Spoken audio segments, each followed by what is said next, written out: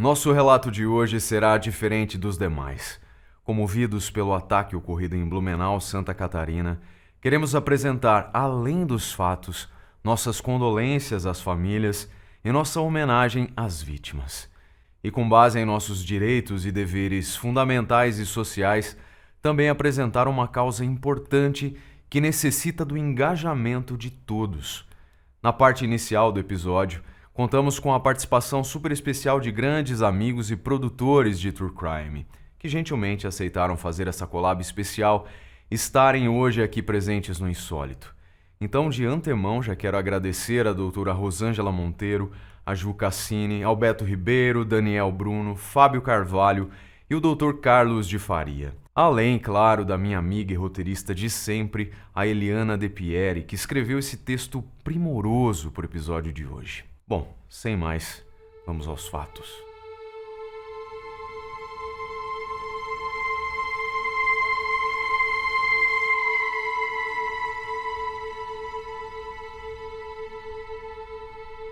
Na manhã da quarta-feira, do dia 5 de abril de 2023, um homem invadiu a creche Cantinho do Bom Pastor, em Blumenau, Santa Catarina, e brutalmente assassinou 4 crianças. Outras 4 foram feridas e ainda seguem hospitalizadas.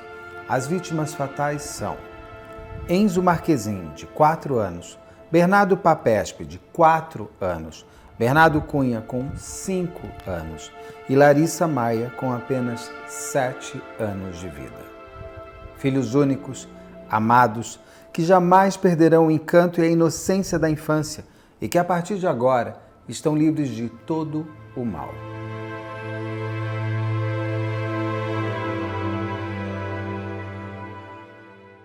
Apesar de produzirmos conteúdo relacionado ao true crime, prezamos pelo comportamento ético diante ao sofrimento alheio. Ou seja, não exploramos de forma gratuita e sensacionalista imagens e detalhes relacionados às vítimas e aos seus entes queridos. Também temos nos colocado sempre à disposição de familiares de falecidos e desaparecidos.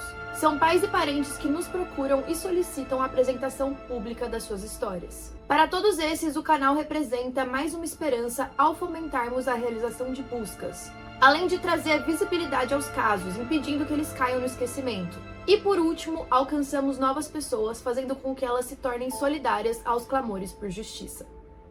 Especialmente quanto aos perpetradores de ataques em escolas, ressaltamos que é necessário respeitar a orientação de especialistas sobre como tratar esses criminosos, já que muitos possuem como interesse principal a fama que o crime lhes dá, ainda que momentaneamente.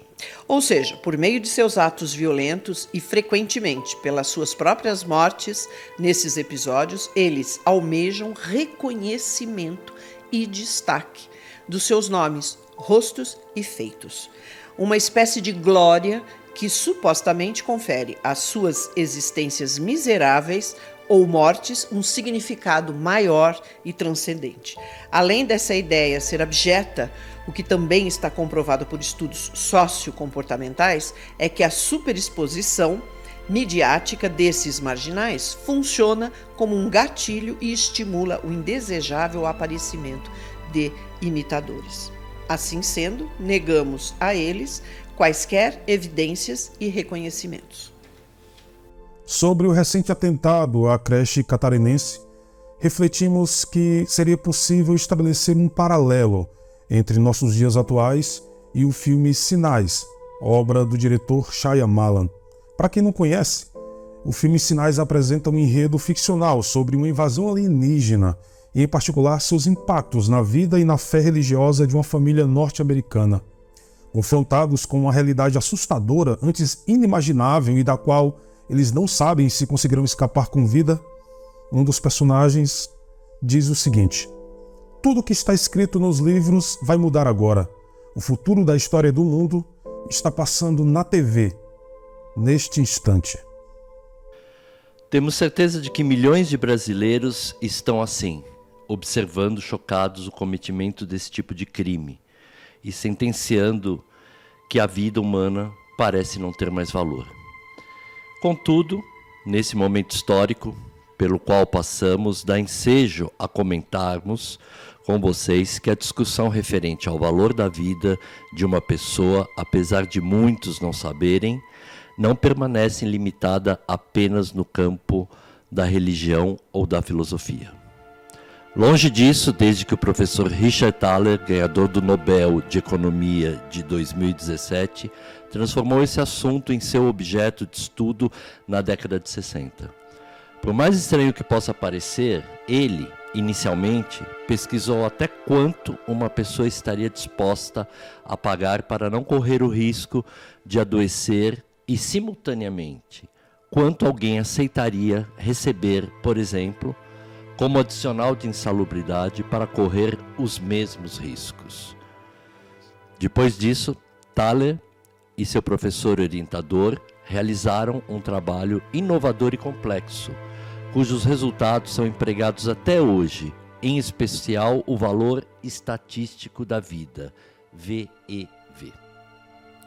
Sobre a aplicação prática e universal desse conceito, o VEV é útil aos departamentos de transporte para avaliarem o valor de uma vida humana em relação aos custos de desenvolvimento de novos itens de segurança.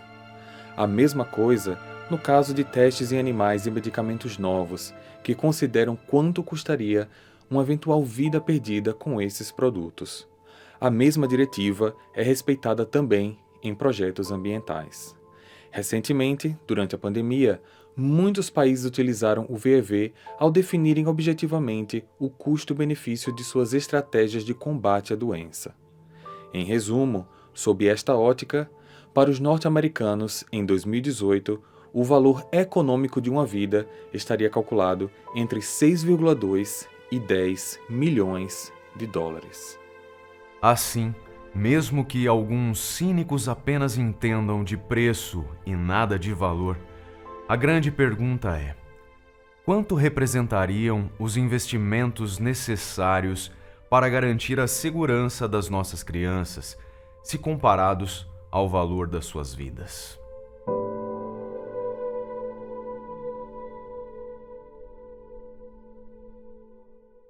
Blumenau, palco da recente tragédia, evoca o sobrenome do seu fundador, um imigrante alemão que chegou na região na metade do século XIX. Com mais de 350 mil habitantes, a cidade atualmente é um sólido polo industrial, tecnológico e universitário do estado de Santa Catarina. Infelizmente, foi lá que ocorreu o segundo ataque mais vil e covarde da história criminal do nosso país, o atentado à creche Cantinho do Bom Pastor, só perdendo em brutalidade para o atentado na creche Aquarela em 2021, em outra cidade catarinense, onde 4 das vítimas eram bebês com menos de 2 anos de idade. Pois bem, em Blumenau, conforme as declarações de professores, funcionários e, lamentavelmente, de crianças que presenciaram os crimes, no dia 5 de abril, os alunos estavam brincando no pátio às 9h30 da manhã, quando um agressor pulou o muro da creche, já com a arma em mãos, e passou a golpear as vítimas. Uma das professoras dessa instituição de ensino mencionou que, a princípio, ela foi informada por uma colega que, aparentemente, a creche seria assaltada pelo invasor. Assim, foi pedido que portas e janelas das salas de aula fossem trancadas com urgência. Ainda se pensou que o interior da escola talvez fosse apenas uma rota de fuga para o suposto assaltante, já que existe um posto de gasolina na vizinhança e este hipoteticamente poderia ter sido alvo de um roubo. Contudo, ciente dos riscos potenciais, sem titubear, a professora levou os bebês para o banheiro e ali se trancou com eles, com o objetivo de protegê-los. No entanto, a situação foi muitíssimo mais dramática, visto que o tal elemento invadiu a creche munido de armas brancas e agrediu mortalmente crianças da pré-escola que estavam na área de parquinho, sentadas no chão, participando de uma roda de conversa. Certos detalhes foram divulgados posteriormente pelo delegado Rodrigo Raites. O agressor, após atingir várias crianças, entre meninos e meninas, saiu do imóvel e se encaminhou a um local próximo, o tal posto de combustível, onde fumou um cigarro e bebeu água para baixar a adrenalina. Depois disso, ele voluntariamente seguiu até um quartel da Polícia Militar, onde se entregou, assumiu a autoria do crime. Quando encaminhado à central da Polícia Civil, ali se lavrou o devido auto de prisão em flagrante, tanto pelos 4 crimes de homicídio qualificado, quanto pelas 4 tentativas de homicídio, também qualificado, referente aos demais feridos. No depoimento prestado ao Dr. Heitz, o assassino esteve calmo e admitiu estar ciente da gravidade do que tinha acabado de praticar, sem indícios de estar sob efeito de entorpecentes ou em surto psicótico. Não se mostrou arrependido, mas certamente no julgamento dessa tranqueira algum advogado vai alegar problema mental, né? Já como mencionamos, propositalmente omitiremos aqui a sua imagem e identidade, pois ele não merece notoriedade alguma. Aliás, não merece absolutamente nada, né? Mas em resumo, o homem é um mau elemento maior de 18 anos de idade e já conhecido pela polícia de Santa Catarina por crimes anteriores, que vão de porte de drogas a agressões, inclusive contra familiares e animais de estimação. Ainda segundo as palavras do Dr. Heitz, a investigação está no seu estágio inicial. Celular e computador do réu confesso já foram apreendidos para análises, com o objetivo, claro, de compreender a motivação e possíveis associações com cúmplices ou grupos extremistas. Este verme, que já está devidamente preso, contou ao delegado uma historinha fantasiosa sobre ter sido obrigado a cometer o ataque, para assim pagar uma dívida. Para a polícia, além de tudo, é covarde, né? Obviamente que é uma história mentirosa, mas suponhamos que fosse verdadeira. Para a polícia, esta é uma alegação falsa, mas coerente com suas atribuições e responsabilidades. Os investigadores estão realizando um trabalho minucioso de averiguação de todas as informações até agora obtidas. Imagens de câmeras de segurança e oitivas de pessoas próximas ao réu e testemunhas do crime também fazem parte do processo. A comunidade blumenauense, apesar de verdadeiramente abalada, demonstrou imenso afeto e solidariedade às famílias em luto, ao participar em peso da homenagem realizada em frente à creche, acendendo velas e depositando flores e bichinhos de pelúcia no local. Também os velórios tiveram a presença de inúmeras pessoas, mesmo que nenhuma palavra ali pronunciada fosse capaz de consolar os presentes. Finalmente, o sepultamento dos 4 amigos aconteceu no dia seguinte, em meio a grande comoção e incredulidade. Quanto à bela cidade de Blumenau, até então considerada como segura e lembrada nacionalmente pelas suas festivas tradições culturais, ela segue imersa em uma névoa densa e disforme de medo e dor. Talvez, e apenas talvez, nos corações de alguns velhos imigrantes que chegaram ao Vale do Itajaí depois de sobreviverem às atrocidades da Segunda Guerra, foi que essa dor encontrou precedentes. Ainda que certos medíocres no cenário nacional procurem gerar polêmicas de fundo político partidário em relação aos casos recentes de ataques a escolas, não podemos nos deixar levar pelos seus discursos infundados. Ao se tratar o tema com a seriedade que ele exige, no mínimo, devem ser levados em consideração os 57 anos de estudos que já existem no mundo sobre o mass shooter, ou assassinos em massa, pois são milhares de horas de pesquisas realizadas por médicos, psiquiatras, neurologistas, psicólogos e cientistas sociais, aliados a educadores e organizações ultra especializadas no combate à criminalidade, tais como o FBI.